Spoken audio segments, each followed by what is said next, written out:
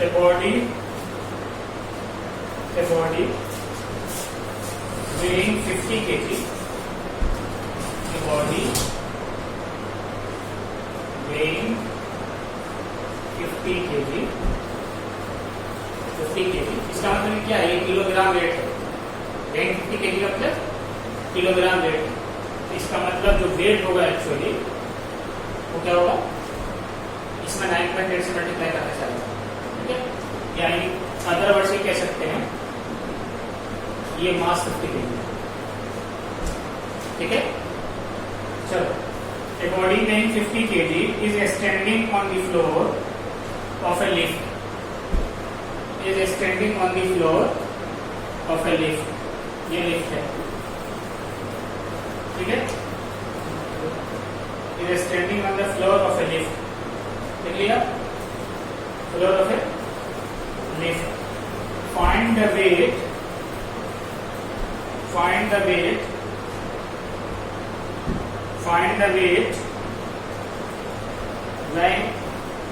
when the lift first part लिखो, उसके बाद when the फर्स्ट पार्ट लिखो, उसके बाद when the के बाद फर्स्ट पार्ट लिखो। lift moves up with uniform velocity,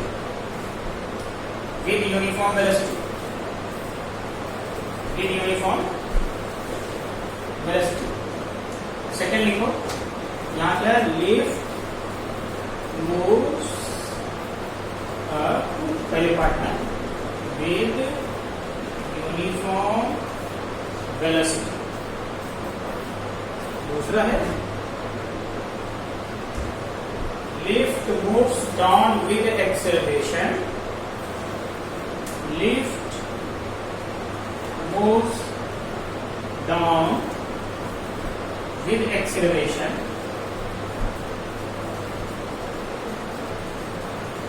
with acceleration 4.9 metre पर सेकंड स्क्वायर, ठीक है?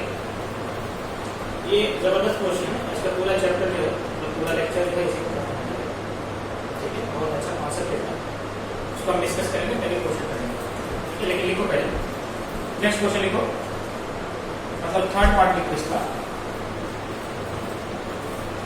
Lift moves up with an acceleration of 4.9 metre पर सेकंड स्क्वायर।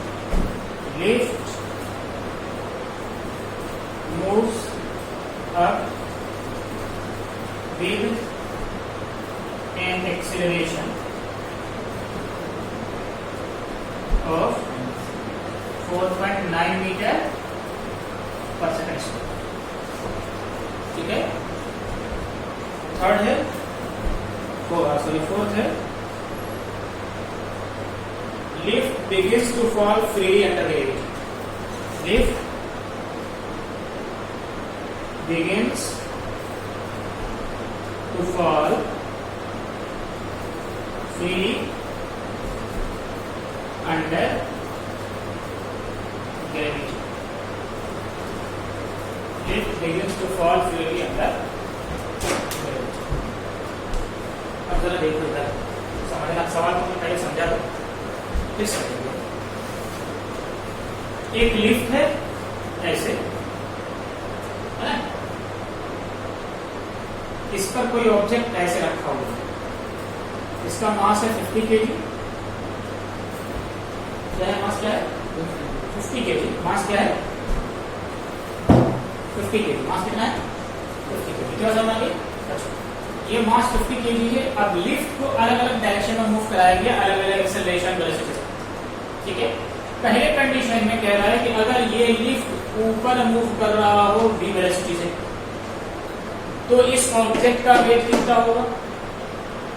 दूसरी कंडीशन में क्या कह रहा है? अगर लिफ्ट को, ये फर्स्ट कंडीशन है, अगर लिफ्ट को 4.9 मीटर पर सेकंड स्क्वायर से नीचे लाया जाए, किसी ए एक्सेलरेशन से नीचे लाया जाए, तो इस ऑब्जेक्ट का वेट कितना होगा? तीसरी कंडीशन में इसी लिफ्ट को ऊपर यूनिफॉर्म वेलोसिटी की बजाय किसी ए एक्सेलरेशन से ले जाया जाए, उस कंडीशन में इस ऑब्जेक्ट का वेट कितना होगा? ठीक है? लिफ्ट को फ्री फॉल करा दिया जाए। क्या क्या किया जाए? Free fall. कैसे लिफ्ट कैसे फ्री फॉल होगा ये तो बताओ। ये लिफ्ट ऊपर की तरफ मूव करता है, यहाँ पर क्या लगा हुआ होता है? Chain system. तभी तो ये ऊपर मूव करके ले जाता है। इस चेन को काट दो, ठीक है? मतलब कि इस रीफा पैलेस के 6th फ्लोर पे जाओ और इसको काट दो। ये बिल्कुल वैसे ही गिरेगा जैसे ये पेन गिर रहा है, दैट इज फ्री फॉल। ठीक है, बात समझ आ गई? क्या है? Free fall. ठीक है, अब ये बताओ फ्री फॉल का मतलब क्या? एक्सेलरेशन जी, एक्सेलरेशन जी होगा। देखेंगे बाद में, ठीक है? इतनी बात समझ आ गई? पक्का? क्वेश्चन समझ आया क्या कहना चाह रहा है? तो अब देखो ये जो क्वेश्चन है ना, ये डाटा पे गिवन है, ठीक है? तो मैं इसको अलग से यही चीज डिजाइन कर रहा हूं बार बार, अननोन क्वांटिटी में सॉल्व कर लेंगे, ताकि इन फ्यूचर हमेशा के लिए हमारे पास एक रिजल्ट हो जाए कि इस चीज को डील कैसे करते हैं। ठीक है, इवन देखोगे force and laws of motion में हमने 6 लेक्चर अपलोड किए थे, 7वां अपलोडेड नहीं है, और वो जो 7वां लेक्चर था वो ये था।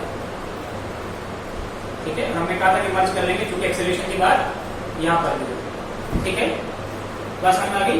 इसलिए अब उसको बनाने की जरूरत नहीं है, यहाँ पर काम चल जाएगा। ठीक है, तो ऐसे कंडीशन होती है ना, वेटलेसनेस वगैरह क्या होता है वो सब बात यहाँ समझ आ जाएगी। तो देखो जरा जल्दी से, ठीक है? तो यहीं पर एक कंडीशन आता है एपेरेंट वेट और रियल वेट। ठीक है, क्या आता है? एपेरेंट वेट का कॉन्सेप्ट आता है। किसका? Apparent weight. ये सब बातें यहां समझ में आ जाएगी कि क्या होता है। ठीक है, देखो actually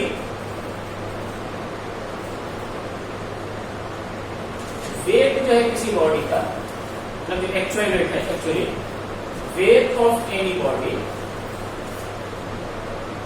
is m into g। Surface के आसपास की बात करें तो m into g। ठीक है, लेकिन जो हमारा मशीन होता है,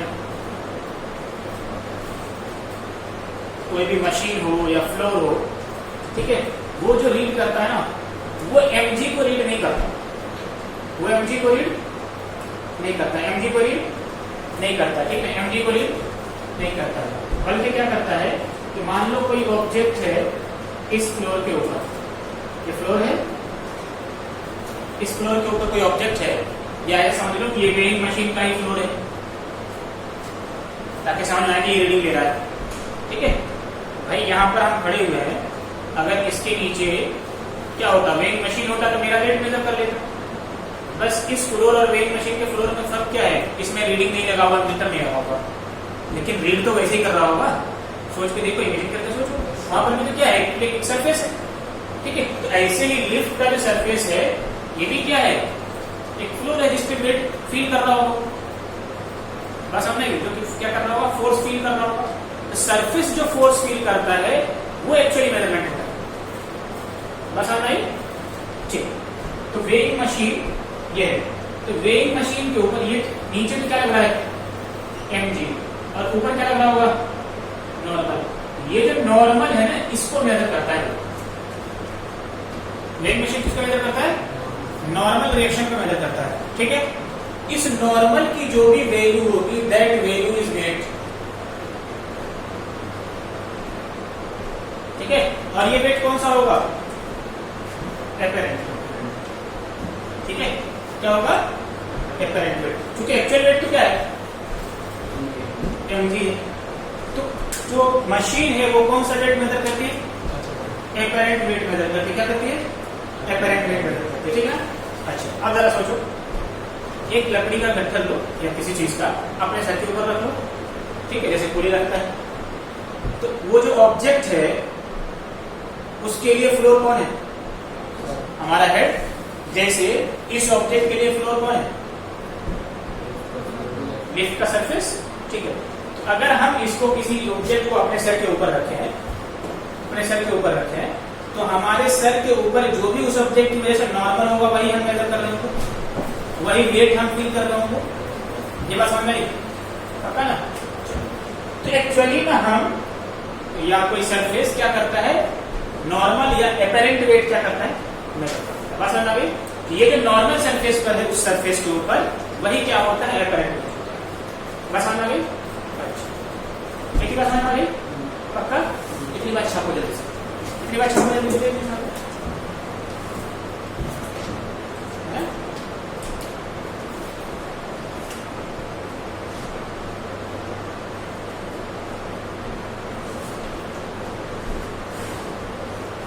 ये जो नॉर्मल है यही मेजर किया जाता है कहीं मशीन के जरिए या सरफेस जो फील करता है।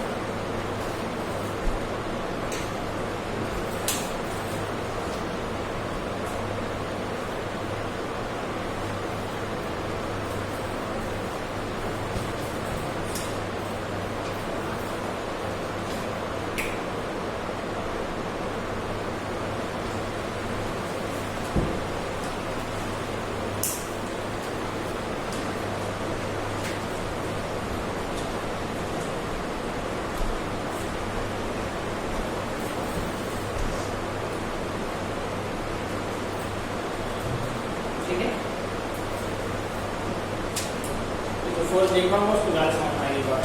मैं देख लिया फोर्स एफबीडी वगैरह जानते हो? ठीक है, ये बात समझ आ गई? ध्यान रखिए। कब कर लो इसको, रब करो।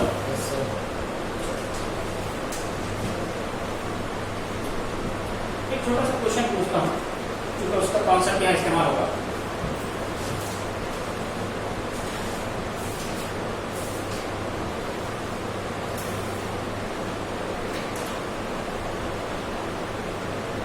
ये बॉडी एम मास का है, ये कैपिटल एम मास का है, यहाँ पर एक फोर्स एफ है। ये बताओ स्मॉल एम कैपिटल एम के ऊपर कितना फोर्स लगा रहा होगा, निकाल लो। एफ तो अप्लाइड है, दो मास m1 स्मॉल एम और कैपिटल एम। अब ये है स्मॉल, ये है कैपिटल एम, ये कैपिटल एम और यहाँ पर है स्मॉल एम। ऐसे हमने फोर्स लगाया स्मॉल एम पर एफ, जब हम इस पे एफ लगा रहे हैं ये M2 भी कैपिटल एम भी मूव कर रहा है, तो इन दोनों के बीच यहाँ पर कोई फोर्स होगा ना, वो फोर्स कितना होगा?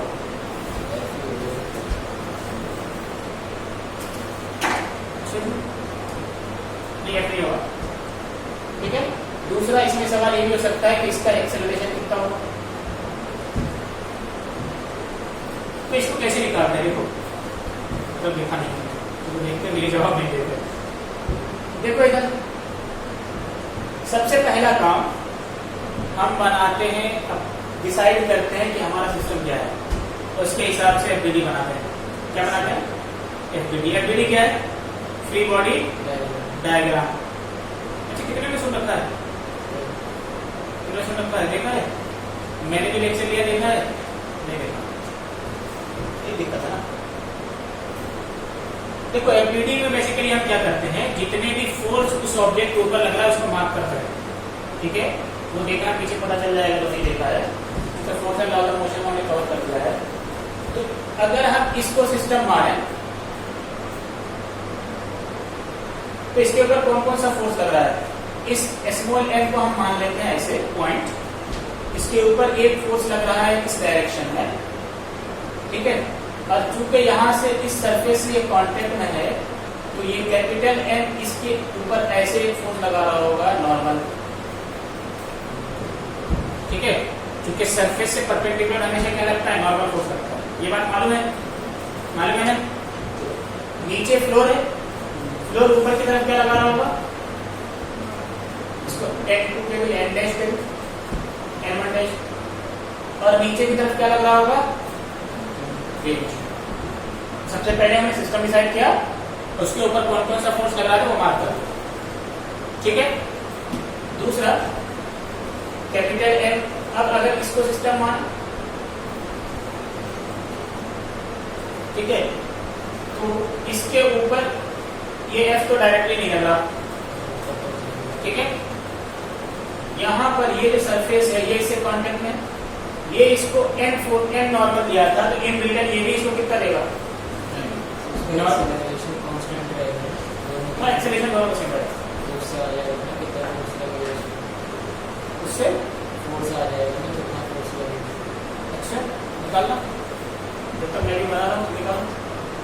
ये नॉर्मल इस पे जो फोर्स लग रहा है एफ तो दोनों पे लग रहा है, अगर वो M plus small M plus capital M पे लग रहा है वो फोर्स हाँ है ना, और इस पूरे को सिस्टम मानोगे तो हाँ हाँ तब ठीक है, तब एफ लग रहा है इसके ऊपर, और उसके बाद एक्सीलरेशन ए से मल्टीप्लाई करेंगे तो फोर्स एक्सेलरेशन आ जाएगा। उससे एक्सीलरेशन की वैल्यू निकाली, इसके लिए भाई एक्सीलरेशन कॉमन है, उसको इस सिस्टम मानने में कैपिटल एम को वहाँ से आ जाएगा। इसको एक सिस्टम मान लेंगे, ठीक है।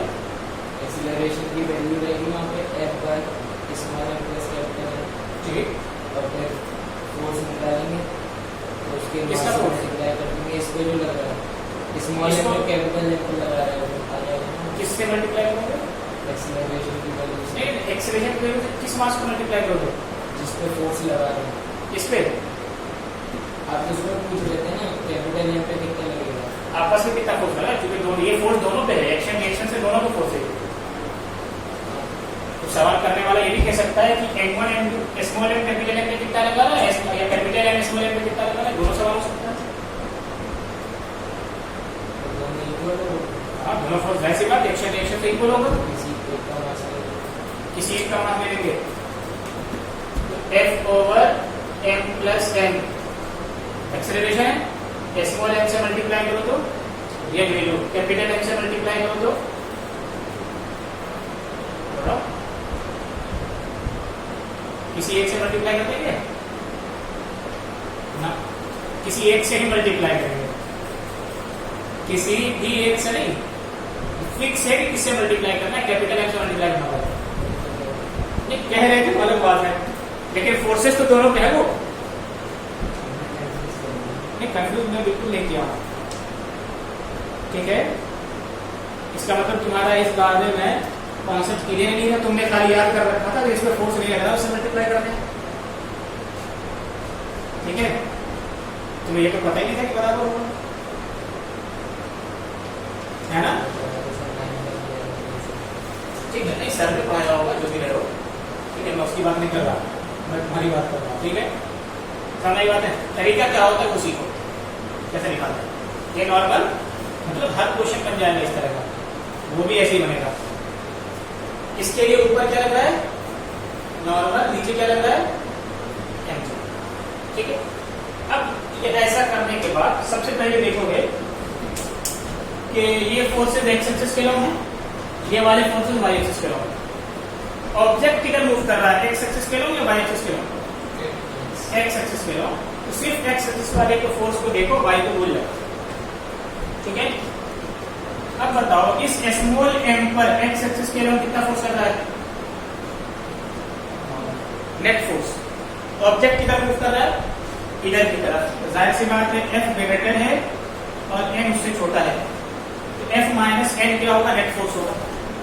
और net force, net external force that must be equal to mass into acceleration according to second law, ठीक। ये मैंने लिया है यहां से, ये हो गया इक्वेशन 1, ठीक है। दूसरा, इसके ऊपर एक्स एक्सिस के लॉन्ग कौन सा फोर्स है, n, सिर्फ और सिर्फ n, that n must be equal to mass into acceleration. इस n की वैल्यू यहां पुट कर दो, एक्सेलरेशन आ जाएगा, वही आएगा जो तुम्हारा आया था, f minus na equal to small m into a, f will be equal to what, small m plus capital N into a, acceleration will be what, f over small m plus capital, acceleration आ गया। अब ये देखो इनके बीच का force क्या था, m था, इस एक्सेलरेशन की वैल्यू इन दोनों में से किसी में पुट कर दो, क्या आ जाएगा, नॉर्मल आ जाएगा। तो यहां रखना आसान, इसको पुट कर दो, क्या आ जाएगा, n इक्वल टू, इसको यहां पुट करो, n इक्वल टू क्या आ जाएगा, capital M into F over m plus m। Even इसी डाटा को तुम यहां पुट करोगे तब भी वही रिजल्ट आएगा, ठीक है। इस डाटा को यहां पुट करोगे n into F capital M plus small m, और वो इधर आके माइनस होगा f के साथ, वही ठीक है, बस समझ आ गई। तो रिजल्ट हमेशा ये रहेगा, ये नहीं कि किसी भी मास से मल्टीप्लाई करो, ठीक है, बस समझ आ गई। तो देखो सबसे पहले हमें फोर्स पहचानने हैं, ठीक है, और किसी भी एक्सिस के अलॉन्ग जिधर ऑब्जेक्ट मूव कर रहा है हर एफबीडी के अलॉन्ग उस पर क्या लगा देना है, Newton second law of motion, ठीक है। उससे डिफरेंट डिफरेंट टाइप की इक्वेशन आ जाएगी, उस इक्वेशन को सॉल्व करके हम जो भी चीजें चाहिए हम निकाल सकते हैं, ठीक है। तो पहला काम क्या करना है, सिस्टम डिसाइड करना है, उसके बाद उसके ऊपर फोर्स पहचानने हैं, ठीक है। लेक्चर 1 और 2 जाकर के देखना, ज्यादा क्लियर हो जाएगा force and law of motion का, ठीक है। समझ गई बात है, वहां हमें बताया है एफबीडी कैसे मार्क करते हैं, ठीक है, वहां पर क्वेश्चन ही करवाया है कि एफबीडी कैसे मार्क करते हैं, ठीक है। पहले में तो बताया फोर्स कौन से हैं, कितने तरह के हैं, फिर उसमें पहले फोर्स को पहचानवाया कि कौन सा फोर्स क्या है, उसके बाद एफबीडी बनवाया वहां, ठीक है। फिर मैं तो ये एक्सपेक्ट करके चल रहा था कि तुम लोग देख चुके होंगे, फिर ये बात ये समझ आ गई। तो एफबीडी बनाने के बाद हर एफबीडी के अक्रॉस क्या करना है, हर एफबीडी के अक्रॉस क्या करना है, Newton second law of motion लगाना है किसी एक्सिस के अलॉन्ग, किसी एक्सिस के अलॉन्ग। इवन इसी सवाल में हमसे ये भी पूछा जा सकता था कि इस मास के ऊपर फ्लोर कितना फोर्स लगा रहा है, जाहिर सी बात है फ्लोर कौन सा फोर्स लगा रहा था, N1। तो एक्स एक्सिस वाई एक्सिस के अलॉन्ग ऑब्जेक्ट मूव कर रहा था क्या, नहीं, क्या लिखेंगे, N1 minus mg equal to n into a, where a is 0। तो N1 किसके बराबर आ जाएगा, mg, कॉमन सेंस से लिख रहा था, ऑब्जेक्ट मूव नहीं कर रहा है, इसका मतलब ये वैल्यू, ठीक है। तो हमेशा क्या करना है, सिस्टम डिसाइड करो, ठीक है, एफबीडी मार्क करो, ठीक है, और वो उस एफबीडी में जो फोर्सेज हैं वो एक्स एक्सिस और वाई एक्सिस के अलॉन्ग हो, ठीक है। और किसी भी एक्सिस के अलॉन्ग, चूंकि वेक्टर क्वांटिटी हो, किसी भी एक्सिस के अलॉन्ग, मतलब जो तुम्हें रिक्वायर्ड है, जहां से तुम्हारा रिजल्ट मिल सकता है, किसी भी का मतलब ये नहीं कि वाई पे लगा रहे जहां से आंसर ही नहीं आना, ठीक है।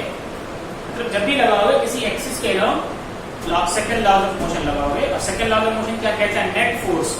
सबसे पहले देखोगे नेट फोर्स कितना है, that must be equal to mass into acceleration, ठीक है। और वहां से डिफरेंट डिफरेंट इक्वेशन आ जाएगी, उस इक्वेशन को सॉल्व करोगे तुम्हारा रिजल्ट आ जाएगा। इतनी बात समझ में आ गई, पक्का रब कर दो, इसको रब कर दो, इसको एक बार देख लेना एफबीडी का कॉन्सेप्ट, ठीक है। हमने अप्रोच ऐसा रखा है कि हायर क्लासेस में जाने के बाद तुम्हें परेशानी नहीं होगी, ये अचानक से ये चीज क्या है, ठीक है। हालांकि ग्रेविटेशन तुमने पहले पढ़ा होगा, लेकिन बहुत सारी बातें हैं जिसको और गहराई में हम जाके देख सकते थे कि ये चीजें ऐसे हो रही, ठीक है। चलो ये बात हो गई, आगे बढ़े,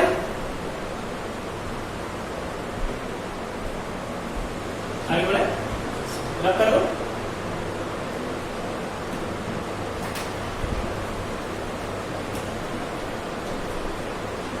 तो एक्सेलरेशन तो कितना होता है, F divided by total mass, ठीक। और आपस में जो फोर्स लगा रहे वो कितना होगा, सीधा ऐसे याद रखो, उसमें m जो हम मल्टीप्लाई करेंगे वो मास मल्टीप्लाई करेंगे जिस पर फोर्स डायरेक्टली नहीं लग रहे, जिस पर फोर्स डायरेक्टली नहीं लग रहा,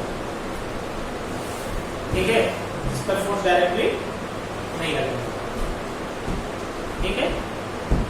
रब करो, कल हम इधर आ जाए, वरना ये छूट जाएगा, इसको रब करो।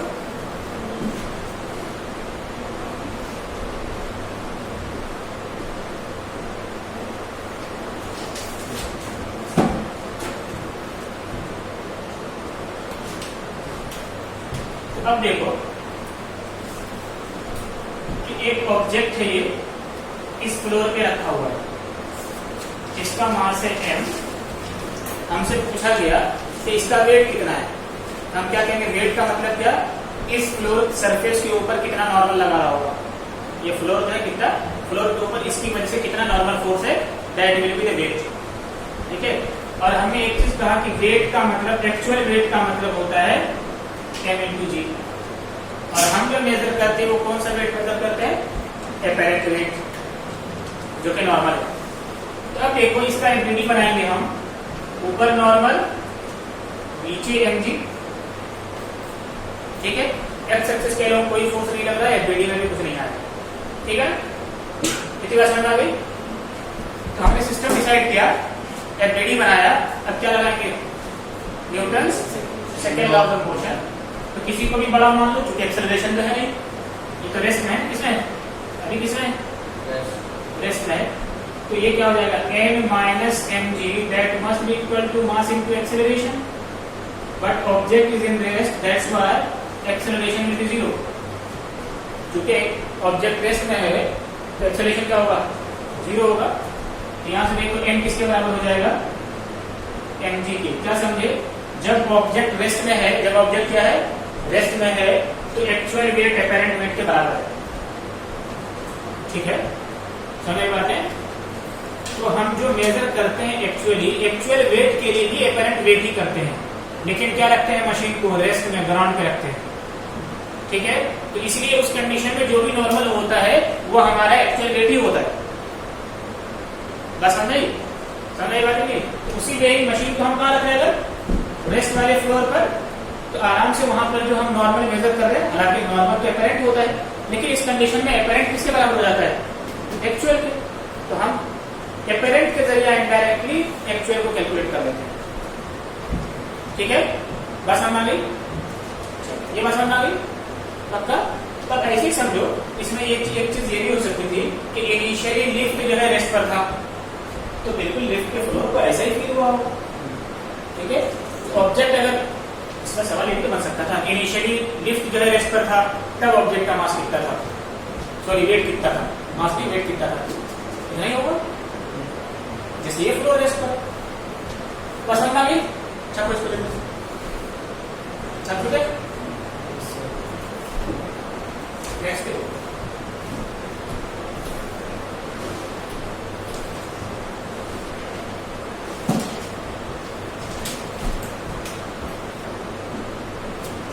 ये लिफ्ट है, इस पर m मास रखा हुआ है, यही था सवाल। ठीक है, और ये यूनिफॉर्म वेलोसिटी से मूव कर रहा है। किससे? यूनिफॉर्म वेलोसिटी से मूव कर रहा है। यूनिफॉर्म वेलोसिटी का मतलब एक्सेलरेशन 0 है, मतलब एक्सेलरेशन क्या है? 0 है। ये मतलब हुआ ना? अच्छा, हम सबसे पहले क्या करेंगे? इसका एफबीडी बनाएंगे।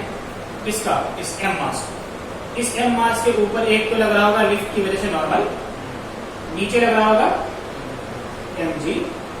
ऑब्जेक्ट कहां मूव कर रहा है? ऊपर की तरफ। हम कह रहे हैं n minus mg that must be equal to mass into acceleration, but the lift is moving with uniform velocity, that's why acceleration is 0। Uniform motion है तो एक्सेलरेशन 0 है, इसका मतलब क्या है? m is equal to mg, apparent weight is equal to actual weight. ठीक है, तो जब लिफ्ट कांस्टेंट वेलोसिटी से ऊपर मूव करेगा, उस कंडीशन में भी एपेरेंट वेट एक्चुअल वेट के बराबर ही होगा। रेस्ट पे होगा तब भी, यूनिफॉर्म मोशन में होगा तब भी।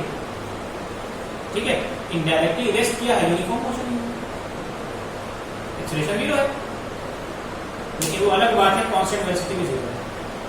ठीक है, रेस्ट जो है इनडायरेक्टली क्या है? यूनिफॉर्म मोशन है कि नहीं? इस बात से एग्री करते हो? यूनिफॉर्म मोशन किसको कहते हैं? जहां वेलोसिटी कांस्टेंट हो, तो 0 भी तो एक कांस्टेंट है, तो हम थ्योरेटिकली ऐसा कह सकते हैं। तो ऑब्जेक्ट जब रेस्ट में हो तब भी एक्चुअल वेट एपेरेंट वेट के बराबर, और जब ऑब्जेक्ट यूनिफॉर्म वेलोसिटी से मूव कर रहा है, लिफ्ट क्या कर रहा है? मूव करा रहा है इसको, यूनिफॉर्म वेलोसिटी से ऊपर या नीचे मूव करे, नीचे करेगा तब भी यही रिजल्ट आएगा। ठीक है, समझ बात है? तब भी एक्चुअल वेट किसके बराबर होगा? एपेरेंट वेट के बराबर होगा। बात समझ आई? एक्चुअल वेट किसके बराबर होगा? एपेरेंट वेट के बराबर होगा। इतनी बात समझ आ गई? साथ में इसको जल्दी से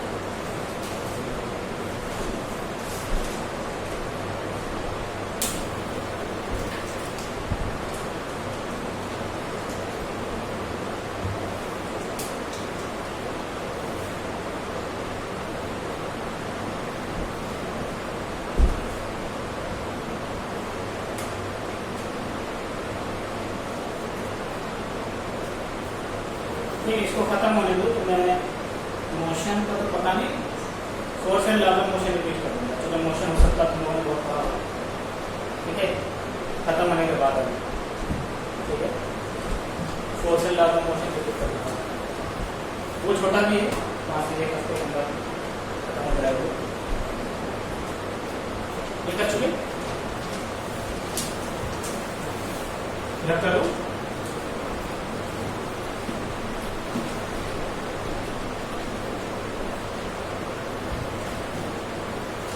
नेक्स्ट में देखो,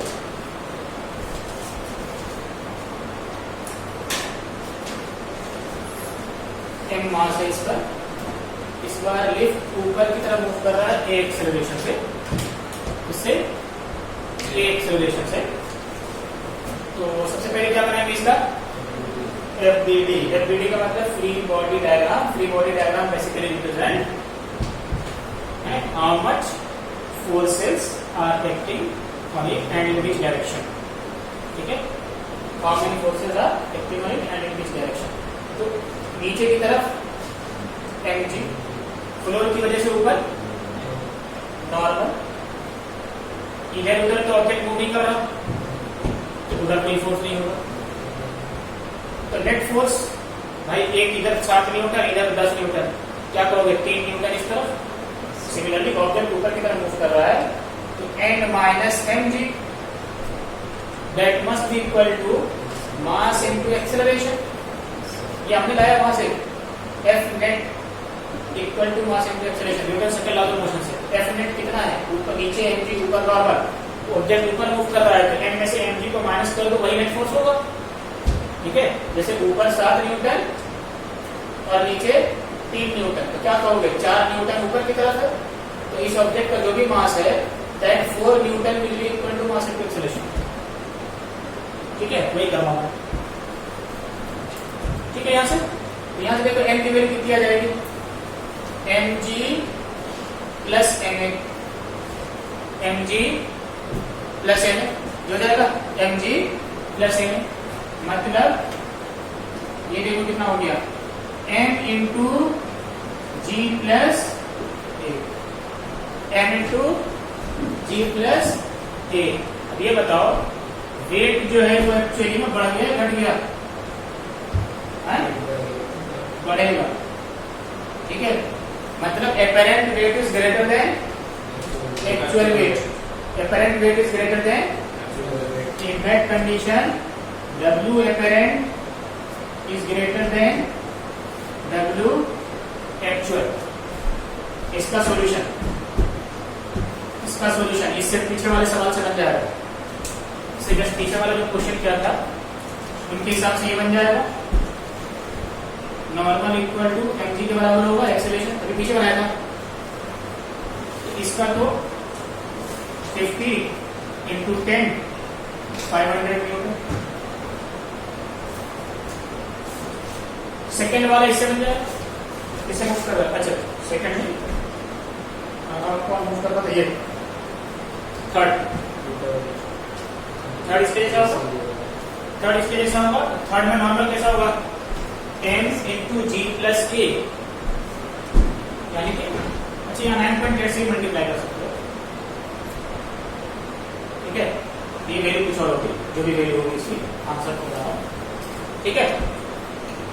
अच्छा m के लिए क्या हो जाएगा n equal to m into g plus a. अगर तुम्हें नहीं पता तो तुम सिंपली बिल्कुल ऐसे मान लो ये 50 के लिए यहाँ रखा हुआ है, वैसे ही एफबीडी बना लो, कॉन्सेप्ट के हिसाब से निकाल लो, पसंद आई, ठीक है। जरूरी नहीं है कि हम इसको याद रखें, क्या मानोगे इसको 50, तो नीचे की तरफ 50 इंटू 9.8, ऊपर की तरफ नॉर्मल है 50 इंटू 9.8 यानी mg, sorry n minus mg, that must be equal to mass into acceleration, कितना था 50 इंटू 4.9, ऐसे करोगे ना, यहां से n की वैल्यू कितनी आ जाएगी 50 इंटू 9.8 प्लस 50 इंटू 4.9, 50 कॉमन ले लोगे क्या आ जाएगा 9.8 प्लस 4.9, वहीं पहुंच गए ना, ठीक है। तो ये तरीका है, ठीक है। अब तुम्हारी किस्मत जैसी हो, ये याद रखना चाहो या कॉन्सेप्ट सीख लो, ठीक है। बात समझ आ गई? तो यहां से कितना आ जाएगा 15 into 9.8 plus 4.9 what ever will be the answer, ठीक है। बात समझ आ गई? तो वेट बढ़ गया, वेट क्या हो जाएगा? बढ़ जाएगा। ऊपर जाने पर वेट क्या हो जाएगा? बढ़ेगा। ऊपर जाने पर वेट क्या होगा?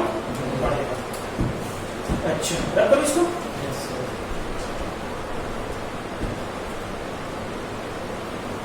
Apparent weight is greater than actual weight. Apparent weight is greater than actual weight.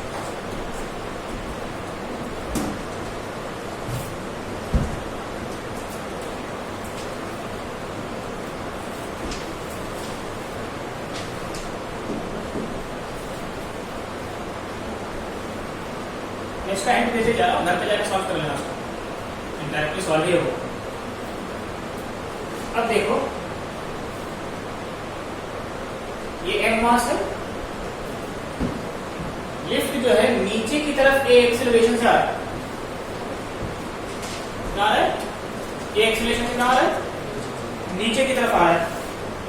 एक बात है, सबसे पहले क्या काम करेंगे वही, नीचे mg ऊपर नॉर्मल, सेकेंड लॉ लगा देंगे n माइनस, अच्छा नीचे जा रहा है, क्या लिखेंगे mg माइनस n।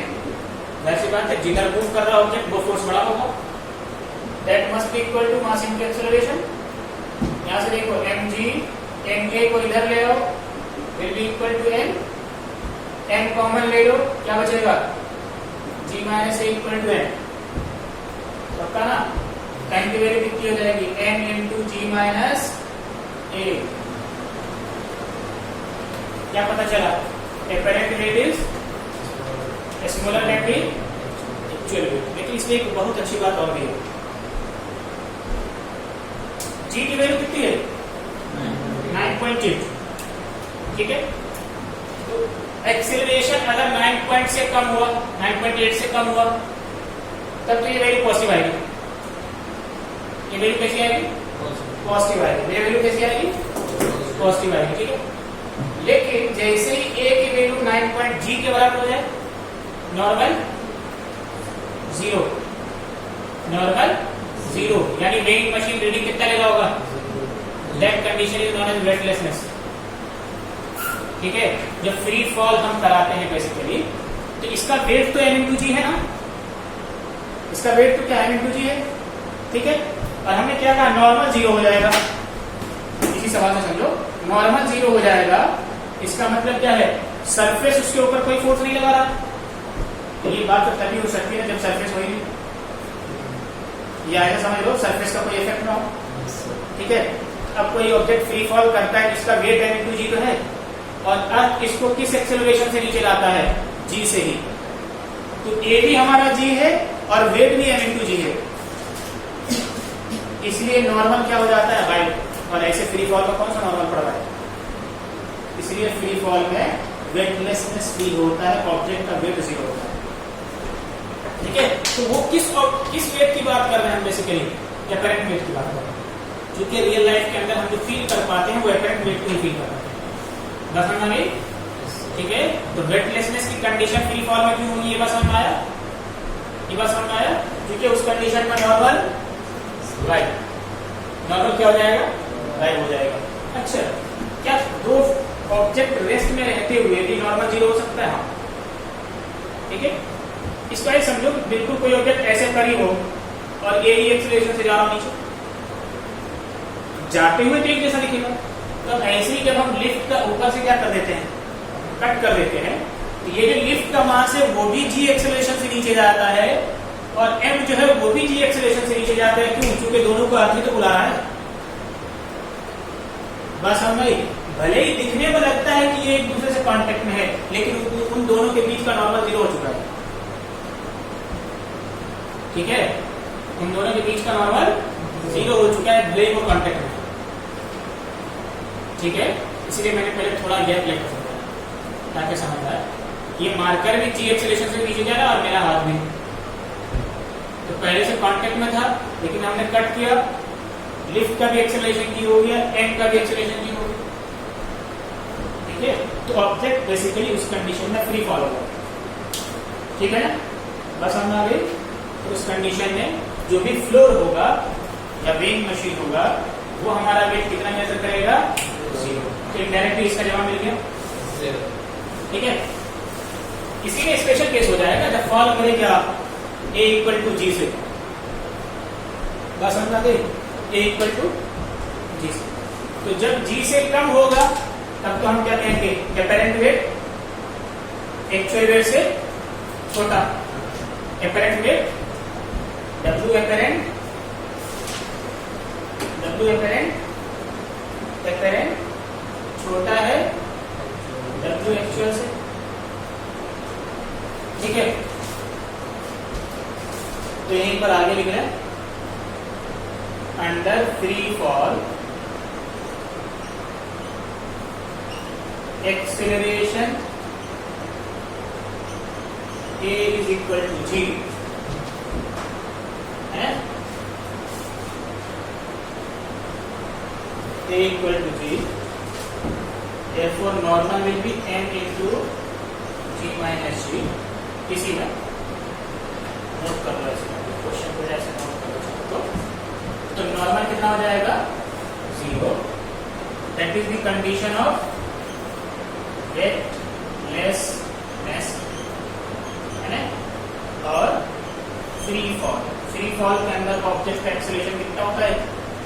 यहाँ पे मैंने बताया था कितना होता है? जी के बाद। ठीक है, बस हम आ गई। फ्री फॉल में वेटलेसनेस की कंडीशन होती है, मतलब एपरेंट वेट क्या हो जाता है? जीरो हो जाता है। ठीक है, अब अगर सोचो किसी ऑब्जेक्ट को ऐसे फ्री फॉल तो था ही, हम और नीचे से फोर्स लगा के खींच रहे हैं, अब जी से ज्यादा एक्सेलरेशन हो गया होगा। ऐसा अगर हम करना चाहें तो। ठीक है, तो अब सोचो कि ये ऑब्जेक्ट लिफ्ट में पड़ा हुआ है। ऑब्जेक्ट किसमें पड़ा हुआ है? लिफ्ट में पड़ा हुआ है। लिफ्ट से ये कांटेक्ट में, खाली इससे लिफ्ट से क्या है? कांटेक्ट में। लिफ्ट से क्या है? कांटेक्ट में।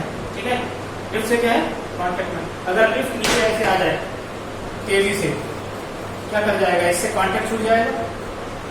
अगर ये दोनों एक साथ आता है तब तो चिपका हुआ रहेगा एक्सेलरेशन से, लेकिन ये ऑब्जेक्ट रेस्ट में है, हमने इस ऑब्जेक्ट का एक्सेलरेशन जी से बढ़ा दिया।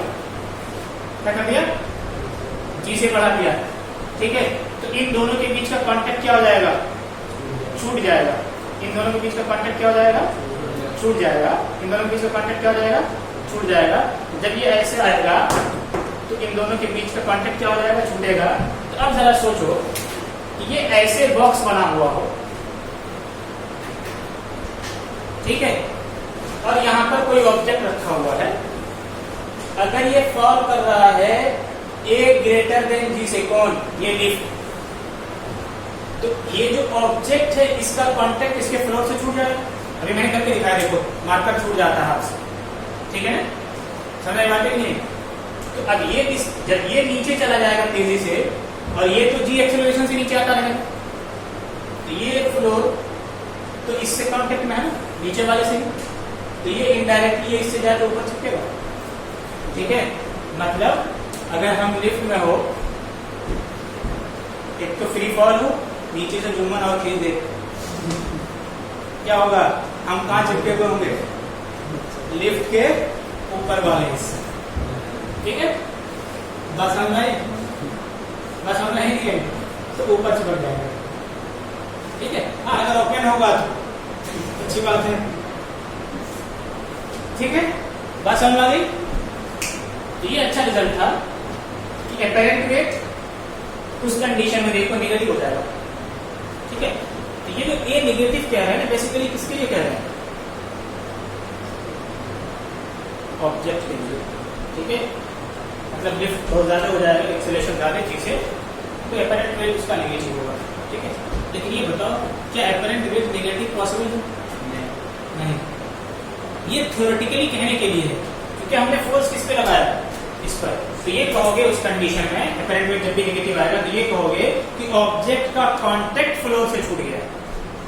क्या कहोगे? ऑब्जेक्ट का कांटेक्ट उस फ्लोर से छूट गया, n इक्वल टू 0 तक का कांटेक्ट में रहता है, लेकिन अगर कांटेक्ट हट गया इसलिए एपरेंट वेट नेगेटिव आ रहा है।